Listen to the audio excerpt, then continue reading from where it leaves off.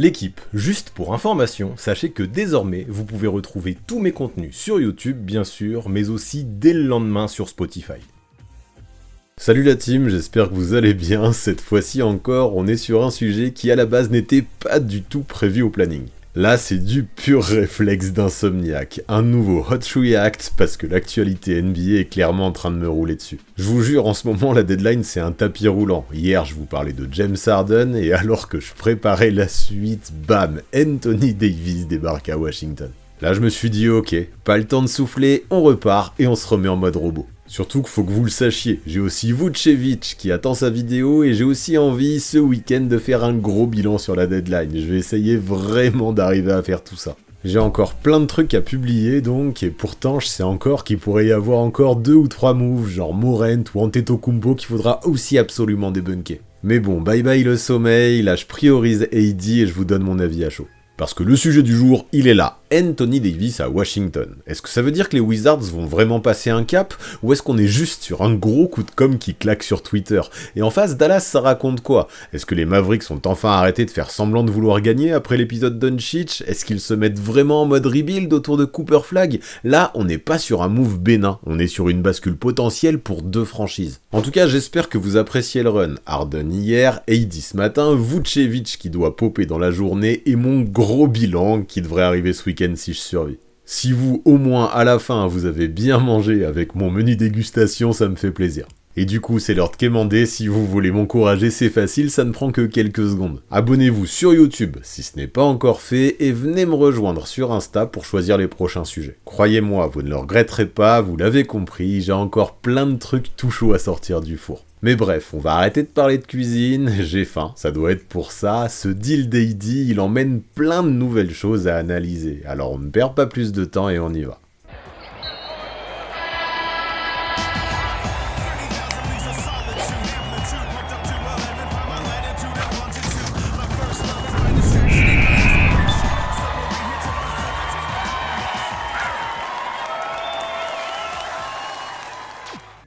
Franchement, je dois être franc, ce transfert, je ne l'avais absolument pas vu venir. Washington récupère Anthony Davis. Oui, Anthony Davis. Et dans le même deal, les Wizards prennent aussi Jaden Hardy, D'Angelo Russell et Dante Exum. Un trade à 8 joueurs sortis de nulle part. Et vu le contexte, c'est lunaire. Davis est blessé à la main, il n'a pas joué depuis début janvier, et sur les quelques matchs qu'il a joué à Dallas cette saison, il tournait quand même à environ 20 points et 11 rebonds par rencontre. Donc avec lui, Washington récupère un joueur All-NBA encore productif, mais aussi et surtout un bon client pour l'infirmerie et les poches de glace. Et évidemment, la contrepartie envoyée par Washington à Dallas n'a rien d'anodin non plus. Les Mavericks récupèrent Chris Middleton, AJ Johnson, Malachi Branham et Marvin Bagley, et surtout, ils mettent la main sur du capital de draft, un premier tour 2026 en provenance du Thunder et un premier tour 2030 des Warriors protégés top 20. Derrière, tu rajoutes 3 secondes tours pour finaliser le tout, c'est pas le genre de package qui te fait sauter au plafond, mais au moins l'idée est claire. Et quand on regarde les contrats, le message devient encore plus évident. Anthony Davis, c'est un contrat XXL, plus de 58 millions l'an prochain, une option joueur à plus de 62 millions la saison suivante et une extension possible dès cet été.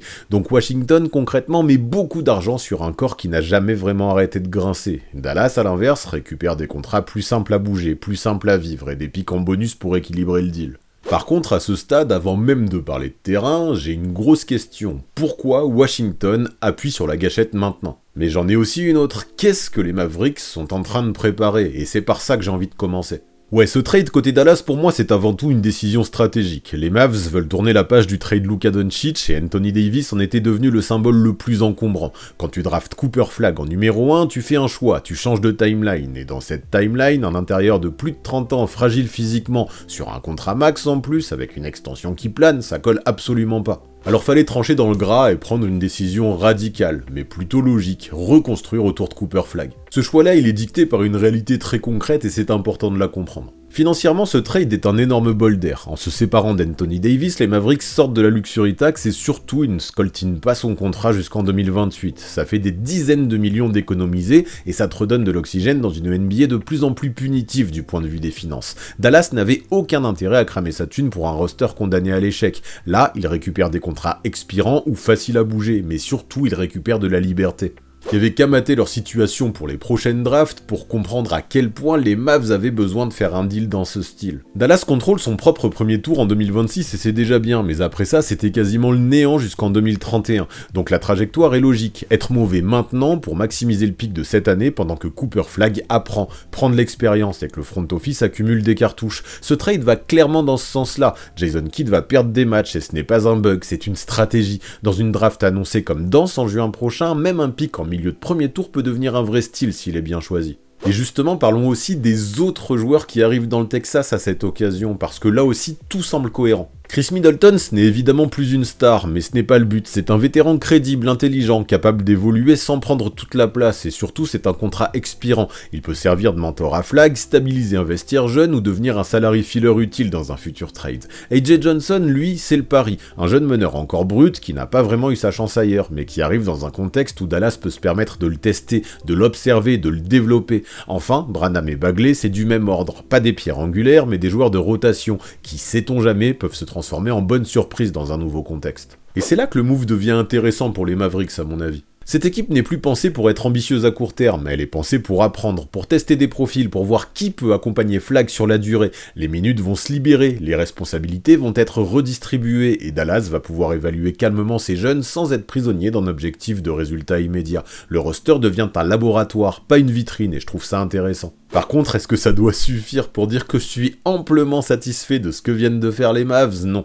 Les pics récupérés ils me font pas bander, celui des Thunder en 2026 sera en fin de premier tour, et celui des Warriors en 2030 est protégé top 20, ça ne te garantit rien. Maintenant faut être honnête, le marché autour d'Anthony Davis n'était pas ouf du tout, son contrat fait peur, sa santé encore plus, donc les Mavs prennent ce qu'ils peuvent, et au moins ils ne se tirent pas une nouvelle balle dans le pied. Et allez, au final, si j'accepte de faire un peu l'autruche, je veux bien retenir ça. Ce trade ne rend pas Dallas meilleur à court terme, mais ce n'était pas l'objectif. Il ne règle pas tout et il ne compense évidemment pas le fiasco du trade Doncic. Mais il clarifie enfin la direction. Les Mavericks arrêtent de bricoler, acceptent de repartir de zéro et alignent enfin leur projet autour de Cooper Flagg de façon officielle. Ce n'est pas spectaculaire, mais c'est cohérent. Et parfois, en NBA, la cohérence c'est déjà une victoire. Et je ne vais pas me mentir à moi-même, dans cette vidéo j'ai aussi pas mal envie de m'attarder sur Washington. Parce que côté Wizards, ce trade c'est un message. Depuis le départ de Bradley Beal en 2023, ils tankent volontairement, ils empilent des jeunes, ils acceptent de perdre pour construire. Alex Sarr, Bilal Coulibaly, Keyshawn George, Trey Johnson, Bub Carrington, tu sens qu'il y a des jeunes intéressants,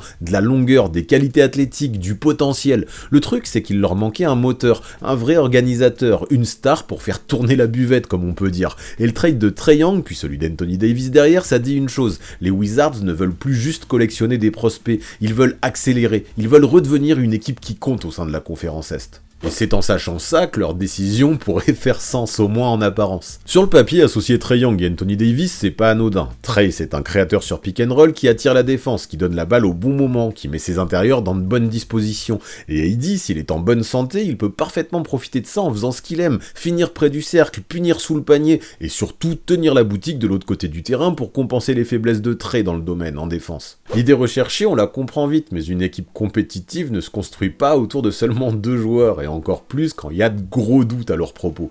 Dans le roster, ça veut dire plusieurs choses très concrètes. Déjà, tu ajoutes des gars de rotation avec Hardy, Russell et Exum, et ça te permet d'avoir plein de line-up possibles pour entourer les jeunes. Ensuite, tu te donnes un cadre. Trae organise et il déstabilise. Et autour, tu peux laisser les gamins grandir sans leur demander d'être des sauveurs tous les soirs. Coulibaly peut rester dans son rôle d'ailier défensif qui court et qui coupe, Sarr peut continuer à progresser sans porter toute la raquette à lui seul, et à côté de ça, avec un maestro comme Young, Keyshawn George et Trey Johnson peuvent se développer en attaque avec des possessions plus propres. Ça semble pas mal du premier coup d'œil. Et vous l'avez sûrement remarqué, depuis tout à l'heure je prends d'énormes pincettes, tout simplement parce que pour moi, construire l'équipe de la sorte, ça constitue des risques énormissimes.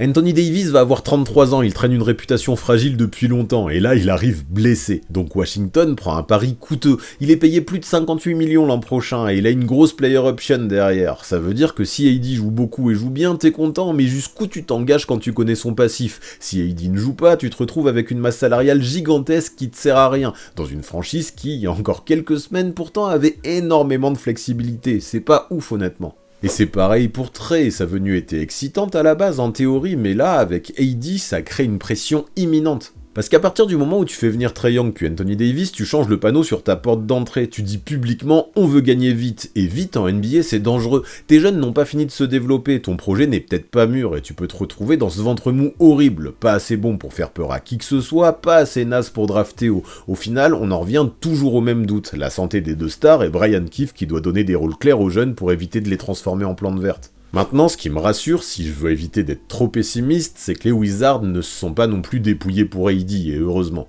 Washington n'a lâché aucun jeune majeur, ils ont surtout envoyé à Dallas des role-players et des picks qui ne sont pas les leurs. Ça, c'est important. Ils tentent un bailo sur Davis avec un coût qui en valeur pure reste limité. Donc s'ils se plantent, au moins ils ne se seront pas mis à poil. Par contre, si par le plus grand des hasards ils réussissent, ils passent instantanément d'une franchise en chantier à une équipe qui peut viser le play-in, voire mieux, dans une conférence Est toujours ouverte. Et c'est ça que je me demande, est-ce que Washington est vraiment en train de sortir de la cave, ou alors est-ce qu'ils ont juste sorti du four un gâteau qui n'était pas encore cuit? Ouais, je crois que j'ai vraiment faim ce matin, et là si vous voulez vraiment savoir ce que j'en pense, je vais pas tourner autour du pot. Soyons clairs, si je fais le bilan à froid, là j'ai du mal à voir un vrai win-win dans ce trade. Parce qu'au bout du compte, si tu réfléchis, tu transformes Doncic seulement en flexibilité et en pick pas sexy, c'est abusé. Je comprends que ça laisse un goût amer au fond de la gorge des fans, et pourtant peut-être bien que c'est là que Dallas est le moins perdant. Parce que les Mavs au moins commencent à avoir une direction claire, un vrai reset autour de Flag. Ils récupèrent des contrats qui ne les enferment pas, des cartouches pour bricoler d'autres moves, et ils peuvent perdre des matchs sans faire semblant d'être ambitieux pour capitaliser sur leur pic 2026.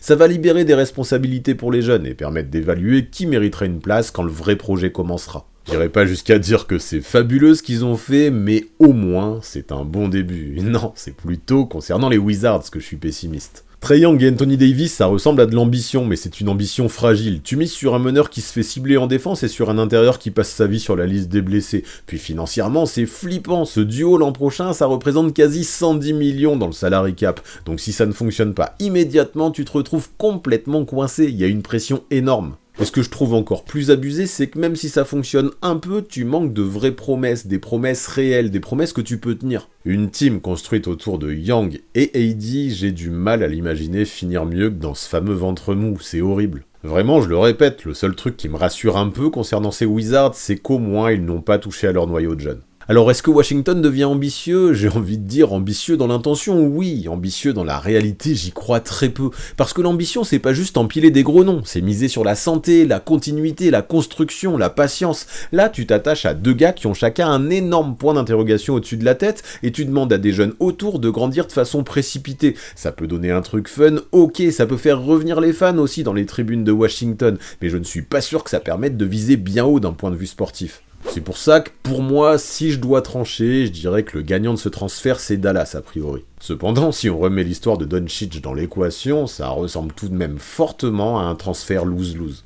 T'as une équipe finaliste en 2024 qui perd sa superstar sans rien récupérer de conséquent en échange, et une autre qui tente de se construire de façon complètement bancale. Dallas, là, a un tant soit peu sauvé les meubles, certes, mais ça ne me suffit pas du tout à pardonner Nico Harrison. Pour l'instant, j'ai surtout l'impression qu'ils ont mis seulement un petit pansement sur une plaie qui au final reste bien ouverte. Après, je suis peut-être trop pessimiste, et c'est pour ça que je suis curieux de vous lire dans les commentaires. Vous le voyez comment, vous, ce trade-là, et c'est qui le gagnant, si selon vous il y en a un? Est-ce que Washington devient ambitieux, ou alors est-ce que selon vous, ils sont en train de faire complètement n'importe quoi? Et Dallas, pour vous, est-ce que ça y est, désormais, ils ont réussi à limiter la casse depuis le départ de Doncic? Dites-moi tout ça en commentaire, j'ai envie de lire vos avis. Et n'oubliez pas, si la vidéo vous a plu, boostez-la, ça apporte de la force. Et pareil, abonnez-vous à cette chaîne YouTube pour ne rien manquer de la suite de la deadline. Attention spoiler, il y a de grandes chances, je vais tout faire pour en tout cas, pour qu'on se recroise ici même un peu plus tard dans la journée. Alors je compte sur vous pour être au rendez-vous.